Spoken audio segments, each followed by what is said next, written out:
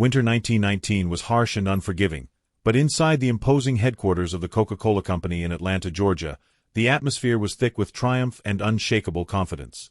Asa Candler, the pharmaceutical magnate who had transformed a modest soda fountain drink into an American national symbol, stood before an enormous map of the United States that covered the entire western wall of his luxurious office. Red pins dotted nearly every major city and town, each marking a bottling plant, distribution center, or pharmacy soda fountain serving the world's most famous beverage. The First World War had just ended 2 months earlier. Young American soldiers, doughboys who had survived the trenches of France, the gas attacks at Ypres, the bloody fields of the Somme, were returning home with stories not just of victory, but of drinking Coca-Cola even in the hell of war. The company had followed them across the Atlantic, establishing portable bottling operations near the front lines, ensuring that American boys could taste home even thousands of miles away. It wasn't just brilliant marketing, it was genius-level nation-building. Coca-Cola had successfully positioned itself not merely as a beverage, but as America itself in liquid form. Patriotism, optimism, the promise of the American dream, all of it could be tasted in that distinctive sweet, fizzy concoction that cost just 5 cents at any soda fountain. The company's secret formula, locked away in a vault at Atlanta's Guarantee Trust Company, was the most closely guarded recipe on Earth. More people knew the nuclear secrets of uranium enrichment than knew what actually went into Coca-Cola. The formula was mythical, almost sacred, a commercial holy grail that competitors could only dream of replicating. Just 3 years earlier, in 1916, the company had introduced the Contour bottle, that distinctive curved glass shape designed by the Root Glass Company of Terre Haute, Indiana. The design brief had been simple but brilliant.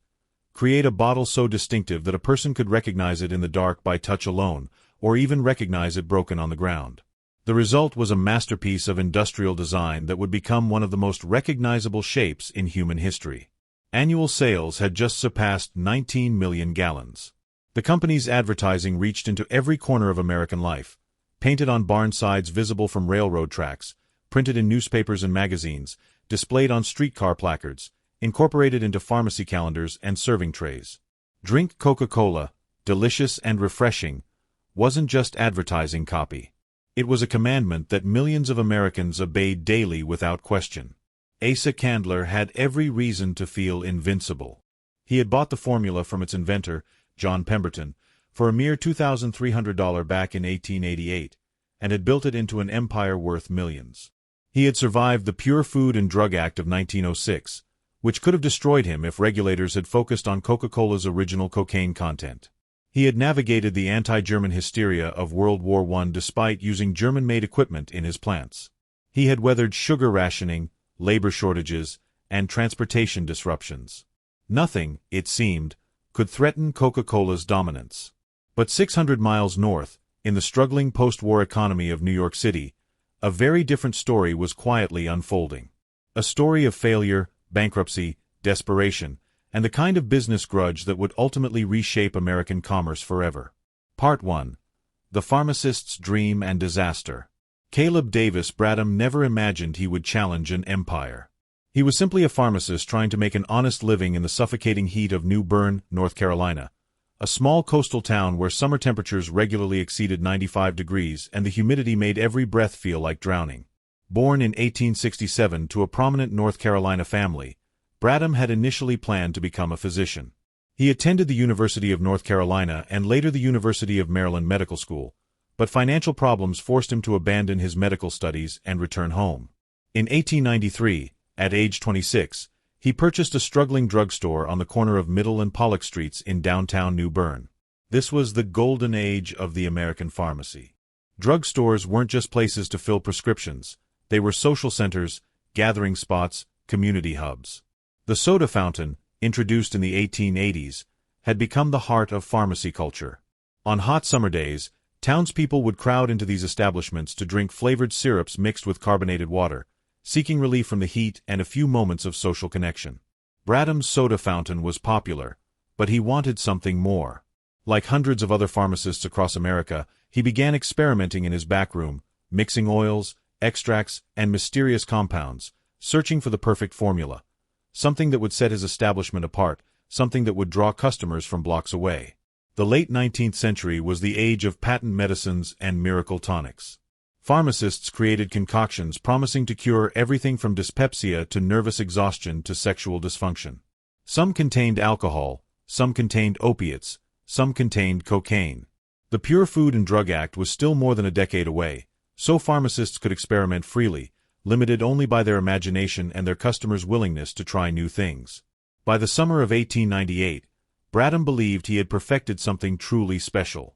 His formula combined sugar, vanilla, rare oils including lemon and orange, pepsin, a digestive enzyme extracted from pig stomachs, and cola nut extract, the same ingredient that gave Coca-Cola its stimulating properties and contributed to its name. The drink was sweet but not cloying, slightly spicy, undeniably refreshing. More importantly, Bradham genuinely believed it aided digestion. The pepsin enzyme was, after all, a legitimate digestive aid used by physicians.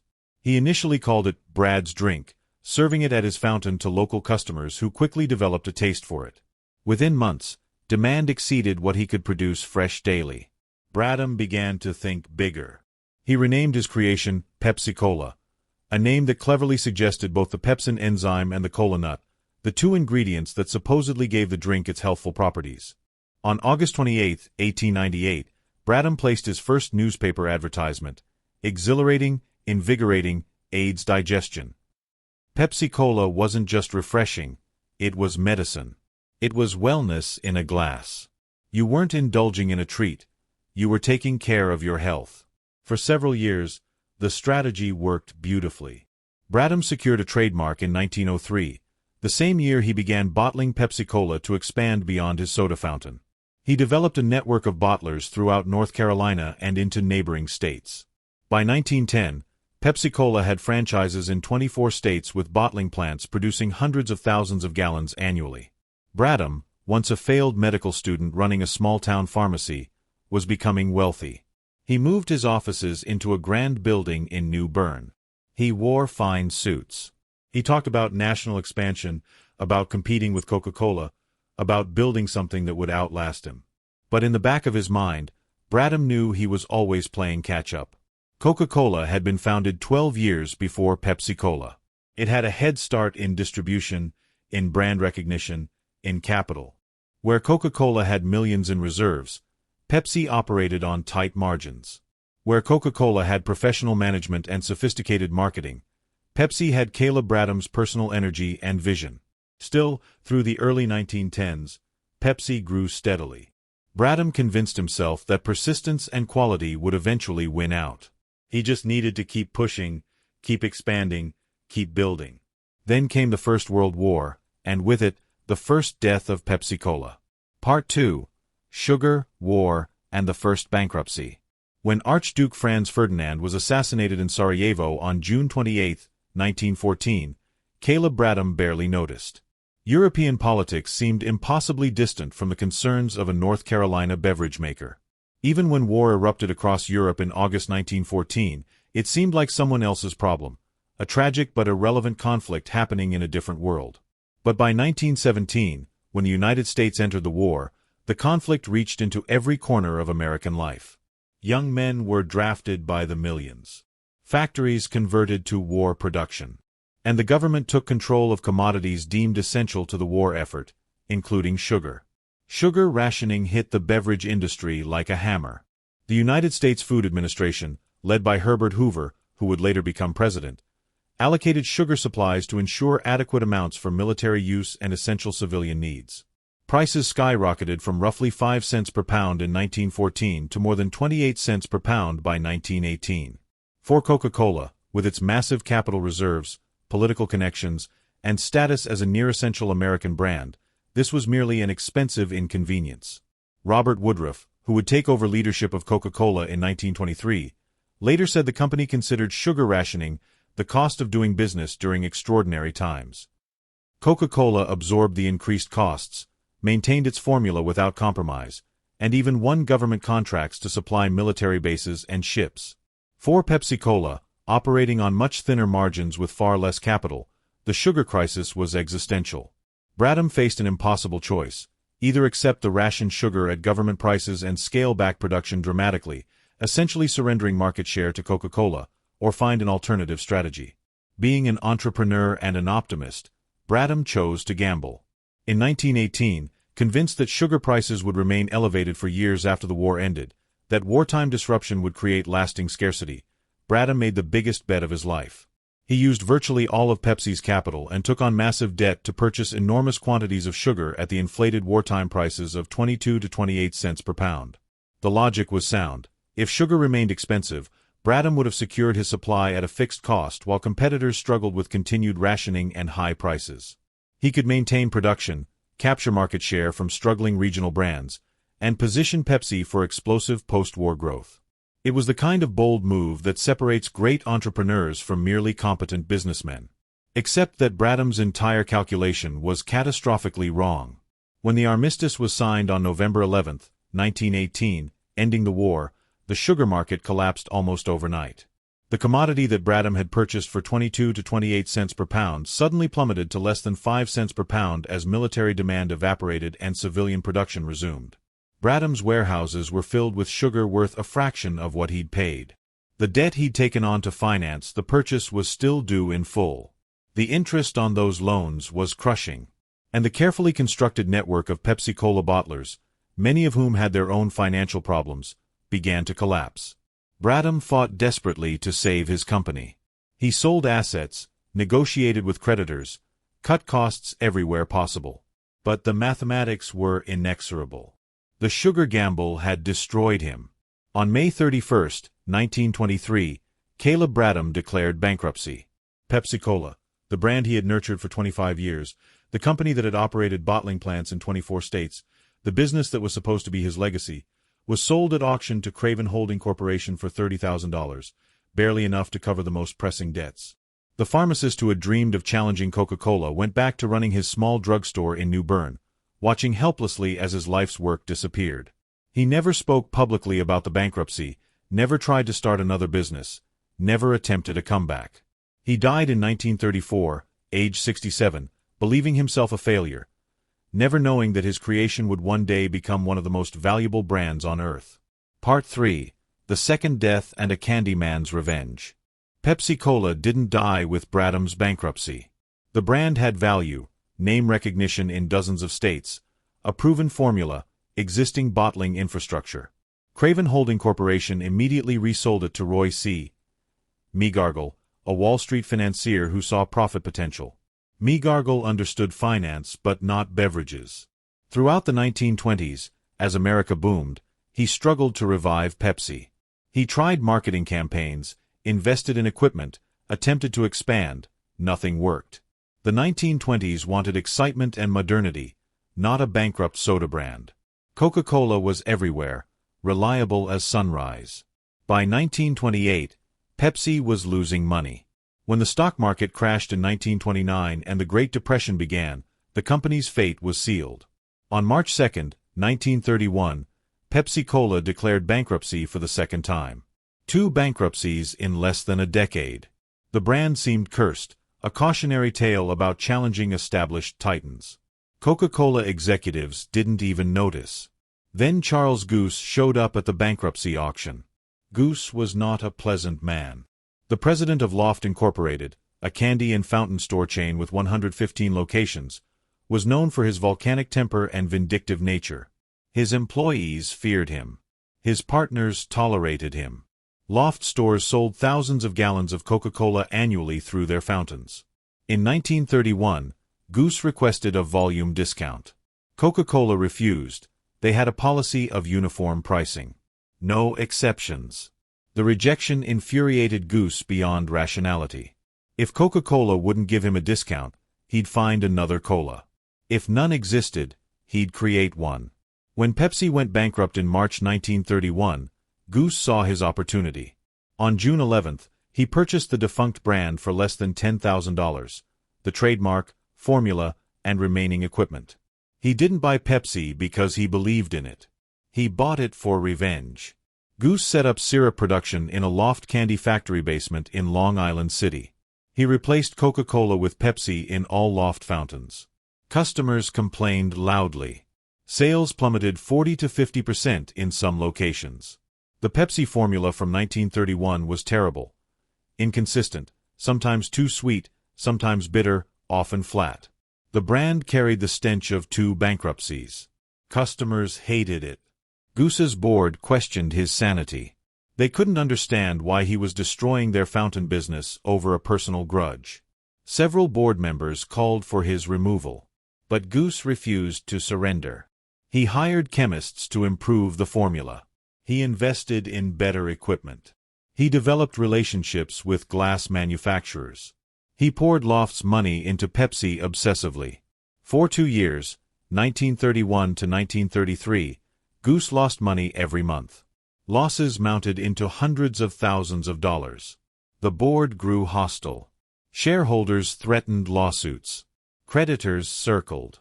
Then a Baltimore store manager made a suggestion that would change American business history.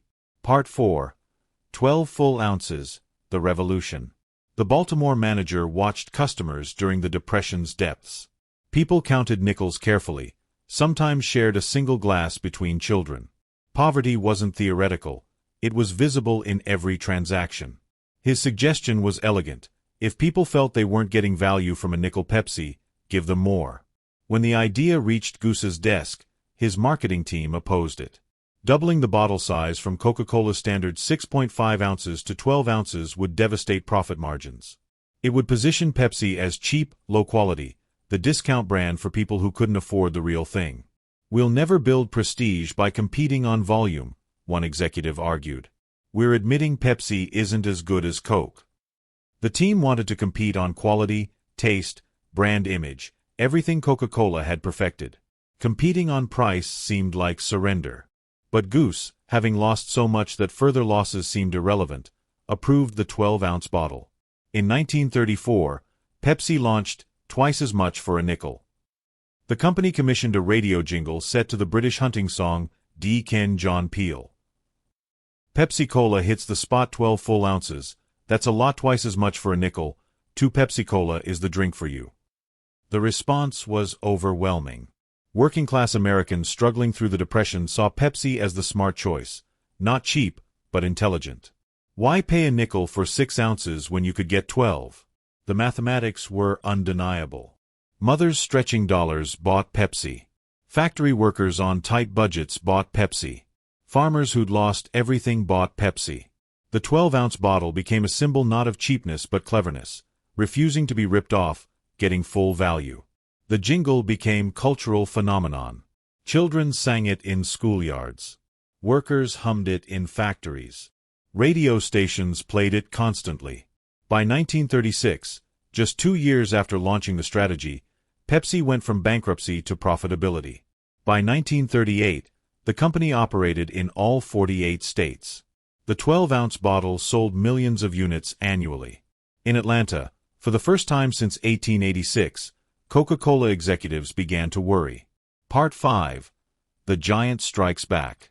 Robert Woodruff, who had led Coca-Cola since 1923, initially dismissed Pepsi's strategy as crude and unsustainable. "They're competing on price," he told his marketing team in 1936.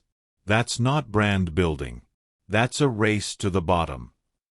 Woodruff had spent a decade building Coca-Cola's image beyond beverage. It was experience, aspiration, American values. Their advertising featured elegant women, handsome soldiers, Norman Rockwell paintings of wholesome life. The brand represented sophistication, celebration, success. Pepsi advertised volume and value, twice as much for a nickel. It was the brand of bargain hunters, penny pinchers. Woodruff was convinced no amount of extra ounces could overcome Coca-Cola's carefully cultivated image. For 2 years, Coca-Cola ignored Pepsi. They increased advertising, emphasizing quality and heritage. "The pause that refreshes" became one of history's most famous slogans.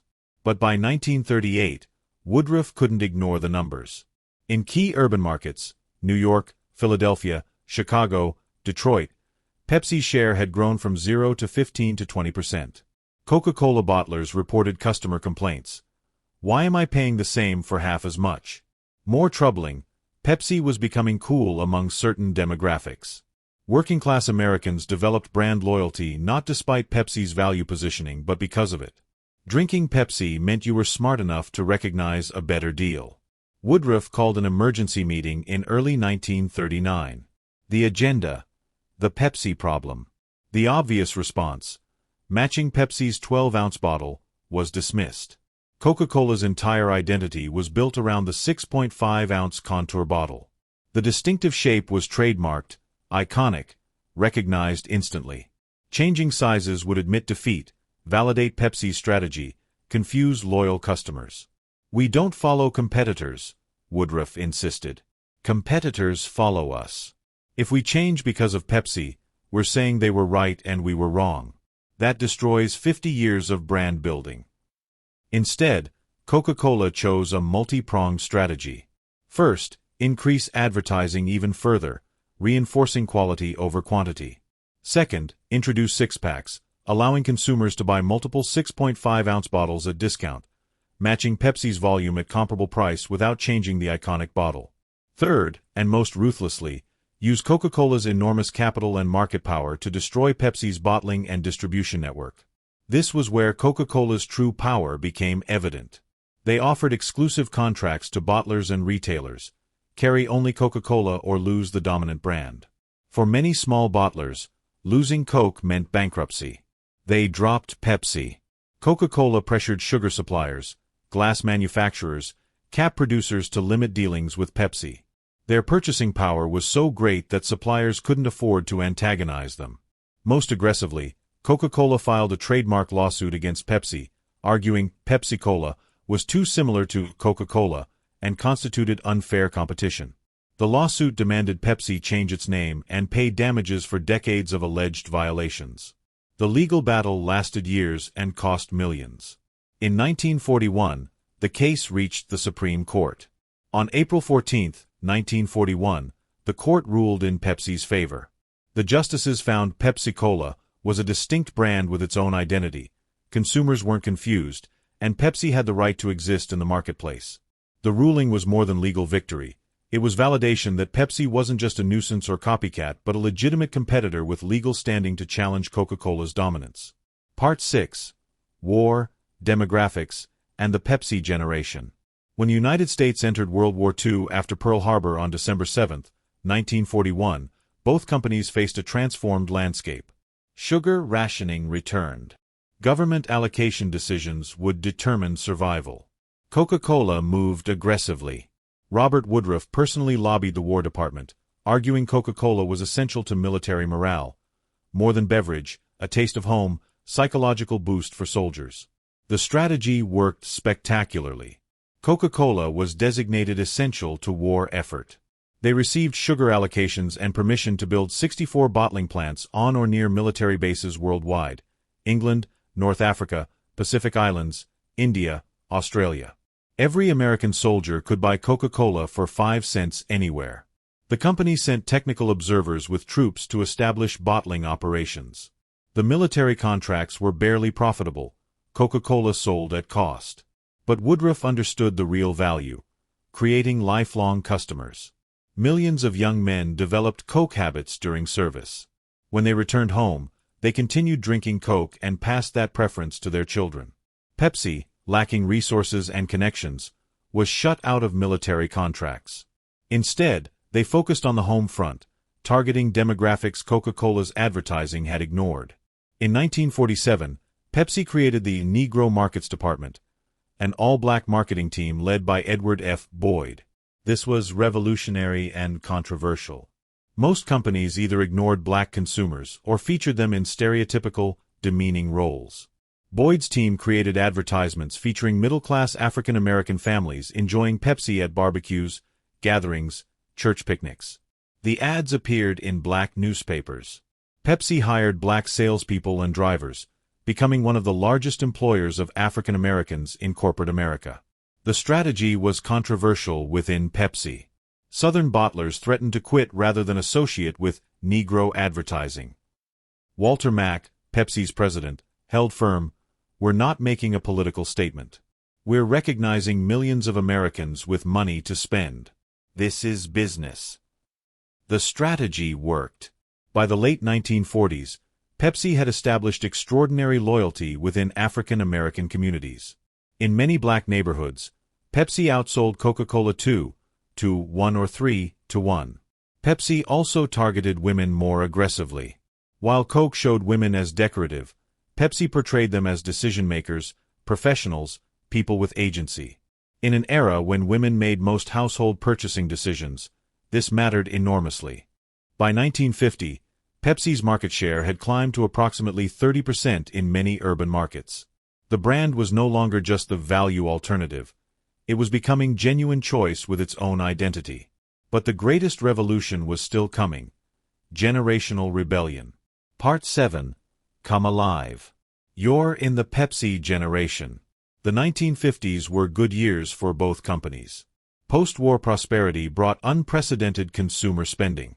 Television opened new advertising possibilities. Suburban shopping centers transformed retail.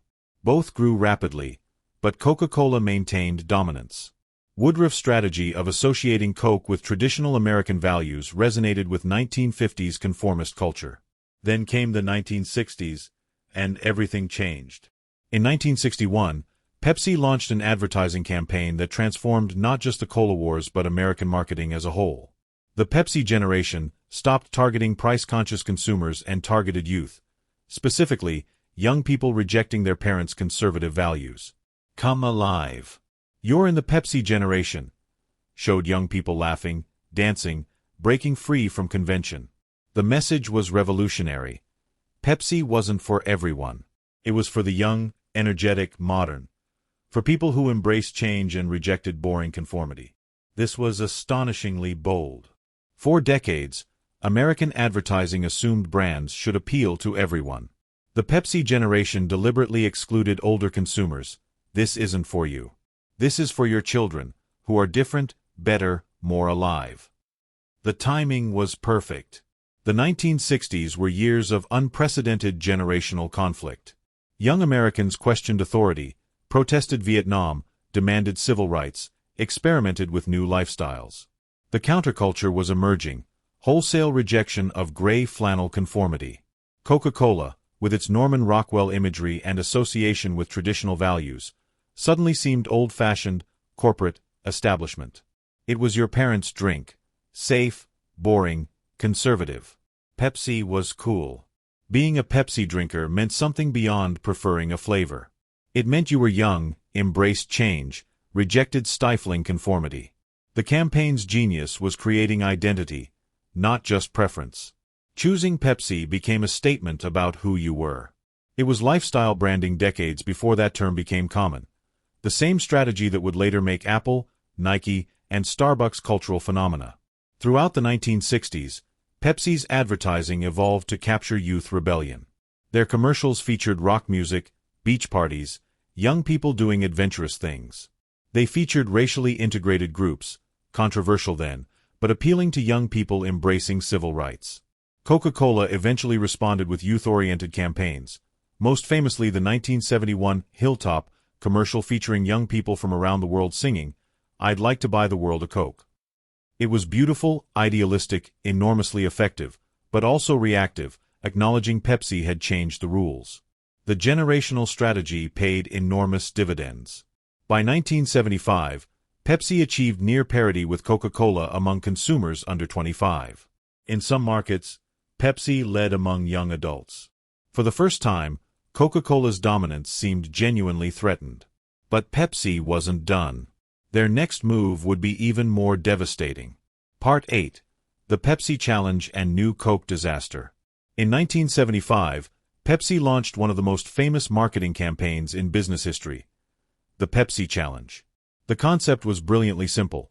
Set up a booth in shopping malls or supermarkets, give consumers 2 unmarked cups, 1 Pepsi, 1 Coke, and ask which they preferred. Participants were filmed, and their reactions became television commercials. The results, Pepsi claimed, were consistent and dramatic. In blind taste tests, more people preferred Pepsi. Sometimes 51 to 49, sometimes 55 to 45, but Pepsi consistently won. The campaign was marketing psychology masterpiece. It suggested people only drank Coca-Cola because of branding and habit, that if you removed the logo and judged purely on taste, you'd prefer Pepsi. It implied Coca-Cola drinkers were victims of manipulation, too influenced by advertising to recognize what their taste buds said. Coca-Cola executives were apoplectic. They commissioned their own research, trying to discredit Pepsi's methodology. Their scientists discovered something interesting. Pepsi was slightly sweeter, and in small sip tests, people preferred sweeter beverages. But when drinking a full bottle, many found Pepsi's sweetness cloying and preferred Coke's balanced flavor. The Pepsi challenge is scientifically meaningless, Coca-Cola executives argued. It's testing preference for a single sip, not actual consumption. They were technically correct. But in marketing, technical correctness matters less than perception, and the perception was devastating. Millions watched those commercials and thought, have I been wrong? Have I been drinking the inferior product? The doubt grew. Some Coca-Cola loyalists switched to Pepsi just to prove they hadn't been fooled. Coca-Cola's research showed something more troubling. The Pepsi challenge was changing not just behavior but identity. Pepsi drinkers felt validated, even smug. Coca-Cola drinkers felt defensive, uncertain, less confident. The crisis drove Coca-Cola to extensive taste tests. In focus groups involving tens of thousands, they confirmed what Pepsi claimed. When people couldn't see the brand, a slight majority preferred Pepsi's taste. This created existential crisis at Coca-Cola headquarters. They'd built their identity on being the real thing, the authentic cola that couldn't be matched.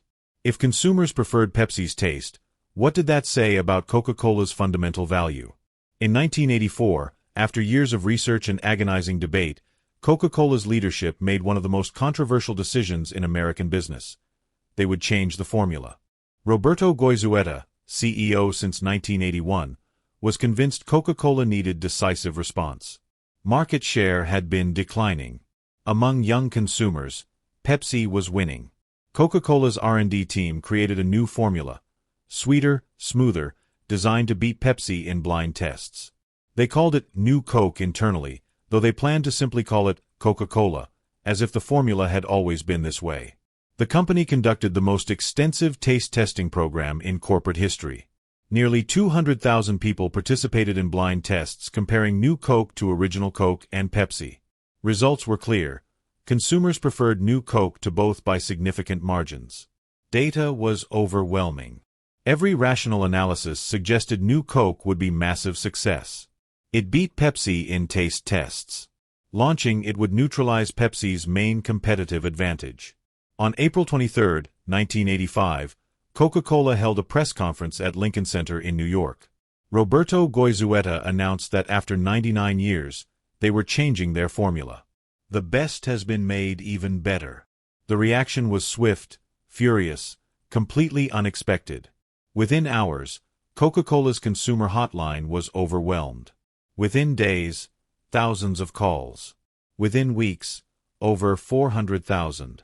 Newspapers published editorials comparing the reformulation to desecrating the American flag. Radio talk shows devoted entire programs to outraged consumers. A man in San Antonio began hoarding cases of old Coca-Cola in his garage. A group called Old Cola Drinkers of America formed, attracting 100,000 members within weeks. Castro's Cuba gleefully reported the change proved Western consumer culture's decadence. ABC News anchor Peter Jennings interrupted regular programming to announce the change, treating it as breaking news of national importance. What Coca-Cola executives fundamentally misunderstood was that people's relationship with Coca-Cola wasn't primarily about taste. It was about identity, memory, nostalgia. For millions, Coca-Cola was woven into their life stories. First dates, weddings, backyard barbecues, baseball games. Their grandfather's drink, their father's drink, their drink. Changing the formula felt like betrayal. It suggested all those memories had been based on something inadequate, that Coca-Cola had been wrong for 99 years. People didn't want their memories improved. They wanted them preserved. The backlash grew so intense that Coca-Cola's stock price fell. Bottlers threatened rebellion. Retailers reported New Coke sitting on shelves while consumers desperately searched for original Coca-Cola. After just 79 days, Coca-Cola capitulated. On July 11, 1985, the company announced it was bringing back the original formula as Coca-Cola Classic. New Coke would remain available, but Classic would be flagship. The announcement triggered celebrations. People cheered in grocery stores. Radio stations played the national anthem. The Coca-Cola hotline received 31,600 calls in one day, overwhelmingly positive, thanking the company. What should have been catastrophic failure somehow transformed into triumph. The controversy generated so much media attention, so much emotion, that it reminded millions why they loved Coca-Cola. It wasn't about taste tests or rational preferences, it was about belonging to something larger, participating in American tradition. Sales of Coca-Cola Classic surged past both New Coke and Pepsi. Market share, declining for years, reversed and began growing. Conspiracy theorists believe New Coke was deliberate publicity stunt, that Coca-Cola never intended permanent change but wanted to generate nostalgia and media attention. Executives firmly deny this, and evidence suggests New Coke was a genuine mistake. But it was a mistake that, through luck and skillful crisis management, strengthened Coca-Cola's brand. It proved Coca-Cola wasn't just beverage, it was part of American identity, irreplaceable and beloved. Pepsi, which should have capitalized on the blunder, found itself sidelined.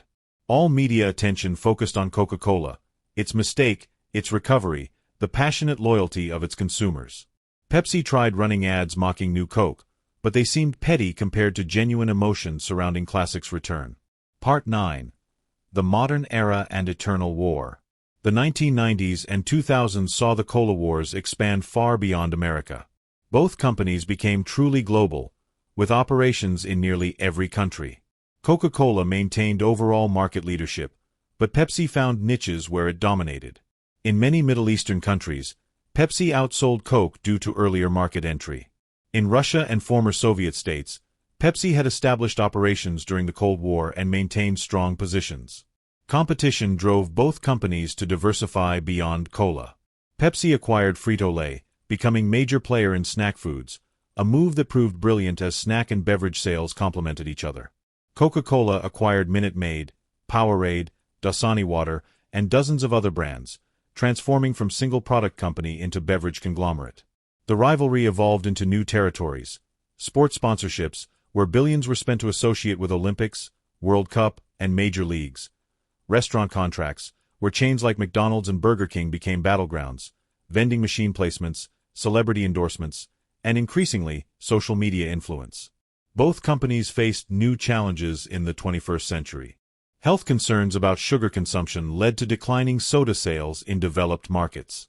The rise of energy drinks, bottled water, and craft beverages fragmented the market. Younger consumers showed less brand loyalty than previous generations, willing to experiment with alternatives. But through all these changes, the fundamental rivalry endured. Product placements in movies became battlegrounds. Will the hero drink Coke or Pepsi? Music festivals competed for sponsorships. Social media managers engaged in playful, and sometimes not so playful, Twitter battles that went viral. The competition pushed both companies into new innovations. Diet sodas, zero-sugar formulations, smaller portion sizes, natural ingredients, sustainable packaging, each advance by one company forced the other to match or exceed it. The rivalry drove progress that benefited consumers and the entire beverage industry. Part 10. The Cultural Impact. The Pepsi-Coke rivalry transcended business to become a cultural phenomenon that shaped American society in profound ways. In films, television, and literature, Cola choice became character shorthand. Directors used it to communicate personality instantly. The rebel drinks Pepsi, the traditionalist drinks Coke, the intellectual drinks neither.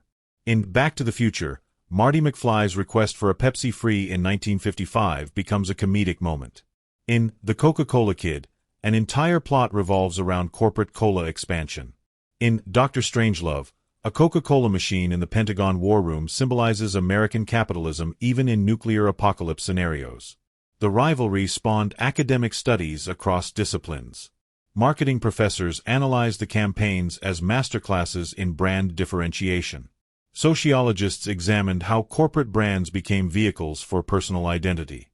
Psychologists studied the emotional attachments consumers formed to beverages. Economists used the Cola Wars to illustrate theories of oligopolistic competition. The language of the Cola Wars entered everyday speech. Pepsi Generation became shorthand for youth culture and generational rebellion. The real thing became a phrase meaning authentic or genuine. The Pepsi challenge became a metaphor for any blind comparison test. New Coke became synonymous with disastrous corporate misjudgment. Musicians referenced the rivalry constantly. Jazz musicians in the 1930s composed songs about cola. Rock bands in the 1960s and 70s sang about it. Hip-hop artists in the 1980s and 90s secured lucrative endorsement deals. Pop stars like Michael Jackson, Madonna, and Britney Spears became virtually inseparable from the Pepsi brand in certain eras. The rivalry even influenced international relations. During the Cold War, Pepsi's ability to establish operations in the Soviet Union while Coca-Cola was excluded became a point of corporate pride and geopolitical intrigue. The famous story of Pepsi accepting Soviet warships as payment for syrup concentrate became legend, though the details are more complex than the myth suggests. In developing nations, the arrival of Coca-Cola or Pepsi often symbolized modernization and connection to global consumer culture. Their bottling plants provided jobs, their distribution networks stimulated local economies, and their advertising introduced Western marketing techniques. For better or worse, the Cola Wars became part of America's cultural export to the world. Part 11. The Business Lessons. Looking back over more than a century of competition, the Pepsi-Coke rivalry offers profound lessons for businesses, entrepreneurs, and strategists. Lesson 1. No market leader is truly safe. Coca-Cola in 1919 seemed invincible. Dominant market position, immense capital, unmatched brand recognition, distribution network that covered the nation. The idea that a twice-bankrupt failure could challenge that dominance seemed absurd. Yet within 2 decades, Pepsi had become a genuine threat. Dominance breeds complacency. When you're on top, you stop innovating aggressively. You focus on protecting what you have rather than imagining what could be. You dismiss threats until they're too large to ignore. Coca-Cola's initial reaction to Pepsi's 12-ounce strategy, dismissive mockery, exemplifies this dangerous mindset. The lesson: regardless of your current position, someone hungrier, more desperate, more creative is trying to take it from you. Paranoia isn't a character flaw for business leaders. It's a survival mechanism. Lesson 2. Compete where your opponent is weak.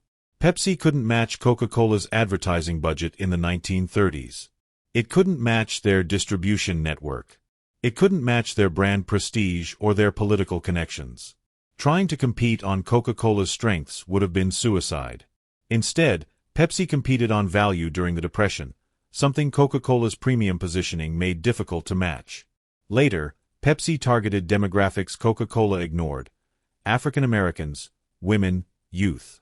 They competed on generational identity when Coca-Cola was focused on timeless tradition. The lesson: find the battlefield where your advantages matter and your opponent's advantages don't. Don't fight fair, fight smart. Choose the terrain that favors your strengths. Lesson 3.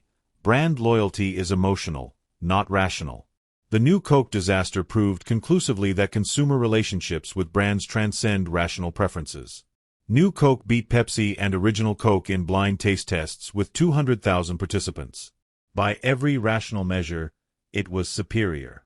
Yet consumers rejected it violently. Why? Because Coca-Cola wasn't just a beverage to them.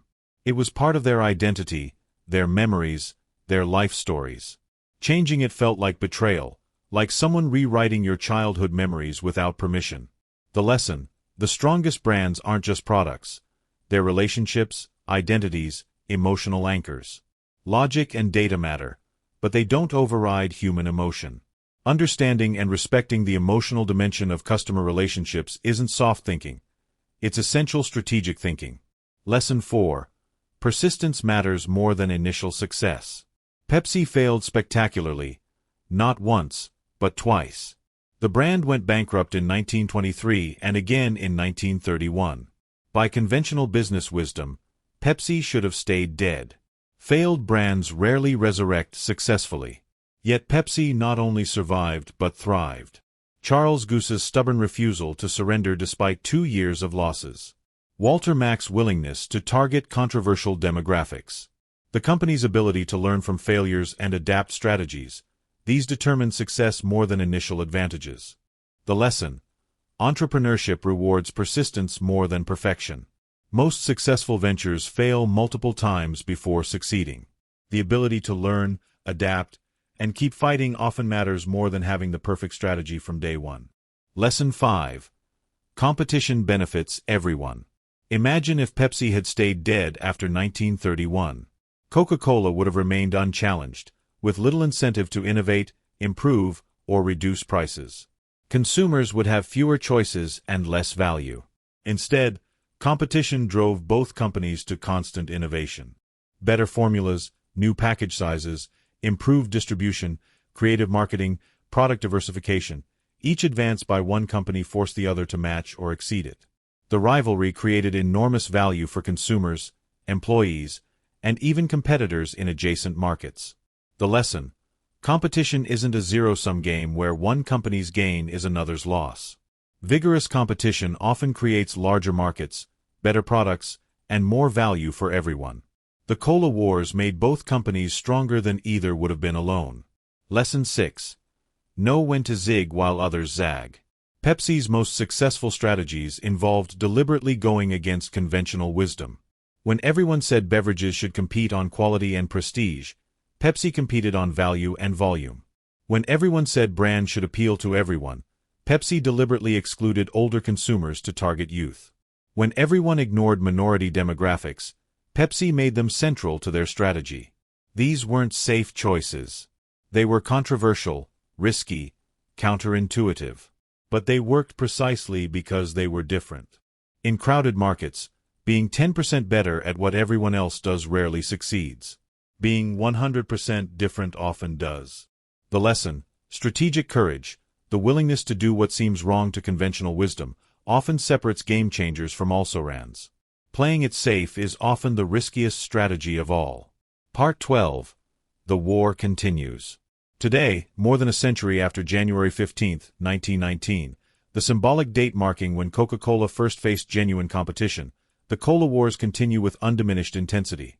Globally, Coca-Cola maintains market leadership with approximately 43% of the cola market compared to Pepsi's 24%. But these global figures mask enormous regional variations. In certain countries and demographics, Pepsi dominates. The battle remains dynamic, contested, unpredictable. Both companies have evolved far beyond cola. PepsiCo, which merged with Frito-Lay in 1965, generates more revenue from snacks than beverages.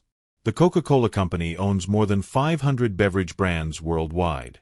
Yet the cola rivalry remains central to both companies' identities and competitive strategies. The battlegrounds have shifted, but the war remains. Social media has become a major theater of operations. When a consumer tweets about preferring Coke or Pepsi, rival brand social media teams often respond with witty comebacks that go viral. These exchanges generate millions of impressions and enormous brand engagement. Sustainability has become a new competitive dimension. Both companies race to reduce plastic waste, achieve carbon neutrality, and demonstrate environmental responsibility. Each announcement by one company pressures the other to match or exceed the commitment. Health and wellness represent perhaps the biggest challenge both companies face. As consumers become more health-conscious, sugar consumption declines in developed markets. Both companies have responded with extensive portfolios of zero-sugar drinks, but these cannibalize traditional cola sales. The challenge is existential. How do you remain relevant when your core product category is in decline? Yet both companies continue to thrive by adapting to changing consumer preferences while maintaining their core brand identities. They've survived the Pure Food and Drug Act, 2 world wars, the Great Depression, the new Coke disaster, the obesity crisis, and countless other challenges. Their ability to evolve while remaining true to their fundamental identities explains their endurance. Epilogue: what it all means. The story that began in a North Carolina pharmacy in 1898 nearly died twice in the 1920s and 1930s, and was resurrected by an angry executive seeking revenge, became one of the defining narratives of American capitalism. Caleb Bradham, who died in 1934 believing himself a failure, never knew his formula would be consumed by billions. Charles Goose, who bought Pepsi out of spite, never imagined it would become one of the world's most valuable brands. Robert Woodruff, who built Coca-Cola into a global empire, never anticipated that his greatest legacy might be the competitive pressure that forced constant innovation. The rivalry has generated hundreds of billions in revenue, employed millions of people, influenced marketing strategies across every industry, and shaped American culture in countless subtle ways. It's been referenced in thousands of films, television shows, songs, and books. It's been analyzed in business schools and taught as a case study to generations of students. More profoundly, the Pepsi-Coke War demonstrates something essential about American capitalism and competition. It shows that no dominant position is permanent, that clever strategy can overcome resource disadvantages, that consumer preferences are more complex than rational analysis suggests, and that competition, real, sustained, creative competition, benefits everyone. In supermarkets and restaurants around the world, people still choose between Coke and Pepsi. Some make that choice based on taste preference. Some based on price. Some based on childhood memories or family tradition. Some based on which brand better reflects their identity and values. Some don't even think about it, they just reach for whichever is closer. But every one of those choices is enabled by a rivalry that has lasted more than a century. Without competition, there would be less innovation, less value, fewer choices. The Cola Wars, for all their corporate excess and marketing manipulation, ultimately served consumers well by forcing both companies to constantly improve. And in boardrooms in Atlanta and Purchase, New York, executives are right now planning the next move in this endless war. They're analyzing market data, reviewing advertising campaigns, developing new products, negotiating celebrity endorsements, strategizing about social media, and trying to anticipate what consumers will want next year, 5 years from now, a decade into the future. The jingle from 1934 still echoes, "Twice as much for a nickel, too." That simple idea, offering more value when people desperately needed it, sparked a rivalry that transformed American business. It proved that giants can be challenged, that underdogs can rise, and that in the arena of commerce, the battle is never truly over. January 15th, 1919 wasn't actually the date of any specific event in the Pepsi-Coke rivalry. But symbolically, it represents the moment when Coca-Cola's unchallenged dominance began to crack, when the seeds of competition were germinating, even if nobody recognized them yet. The war isn't over. It never will be. And for everyone who enjoys the innovation, the choices, the value, and even the entertaining marketing battles, that's exactly how it should be. Choose your side. But remember, the fact that you have a choice at all is the real victory the Cola Wars delivered to consumers. Competition works. The century-long battle between Coca-Cola and Pepsi proves it beyond doubt. And somewhere, in a parallel universe, Caleb Bradham is smiling.